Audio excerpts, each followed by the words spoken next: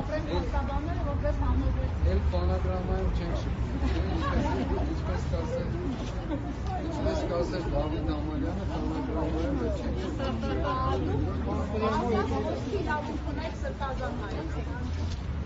Ինչպես միշտ։ Գիտենք, որ դուք լրիվ իրագործողներ եք։ Ինձ որևէ մեկը կյանքի առավելություն չի տվել, ոչ այս կալանքի փոխելով, ոչ չփոխելով, ոչ իմ ազատությունը սահմանափակել են կարողացել, ոչ էլ հիմա իբր թե փոխել են։ Բացարձակ ոչ մի բան տեղի չի ունեցել իմ կյանքում որպես այդպես։